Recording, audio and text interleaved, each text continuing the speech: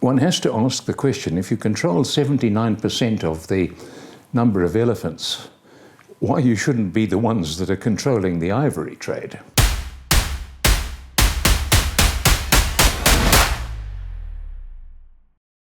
A Transfrontier Conservation Area is defined as a component of a large ecological region that straddles the boundaries of two or more countries, encompassing one or more protected areas, as well as multiple resource use zones. The Kavango Zambezi Transfrontier Conservation Area, or Kaza, lies in the Kavango and Zambezi River basins, where Angola, Botswana, Namibia, Zambia and Zimbabwe converge.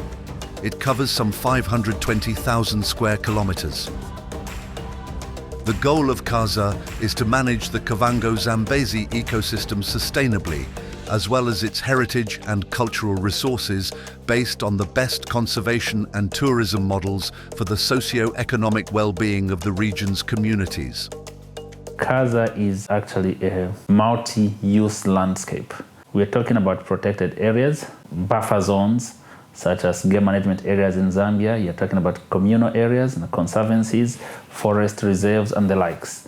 A considerable proportion of the wildlife resources in Kaza is actually found outside protected areas. One of the unique features that this area offers is it hosts approximately half of the African savanna elephants. And the opportunities to increase the range and increase the population in some of the countries where the numbers have been depleted due to poaching over the years is immense.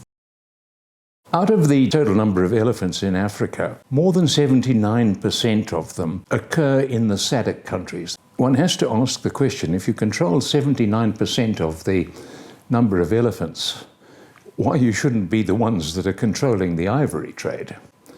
Now, CITES will argue, no, you have to pay attention to those that are not in your grouping. One option for the SADC countries would be to simply go for Brexit, pull out of the treaty, because the treaty is not enhancing the survival of elephants. The treaty is not recognizing the sovereign rights of the nations with elephants. There are plenty of arguments why CITES has not been a success in elephant conservation. Because of the ramifications of departing from CITES, there is a way around it. I did a big consultancy for CITES in 2012, and I had to look at examples where CITES had been particularly successful. And the only ones we could find was where CITES has accepted regional commissions. Now, most of these regional commissions operate in the sea. For example, the bluefin tuna, the Pacific bluefin tuna, is a treaty between Japan and Australia and the islands in between. And they are performing magnificently. Not only are the numbers of bluefin tuna increasing, but they're managing a high economic return from the resource. CITES defers to the International Whaling Commission. They don't have to run to CITES for decisions to be made. Now, some people have said to me, okay, but that's not the same for mammals. And the answer is it is the same for mammals. In the Arctic Circle, Canada has spearheaded a regional commission which looks at all the mammals in the Arctic Circle, polar bears, walruses, narwhals, things like that. And that too is being very successful. And perhaps the prime example is the vicuna.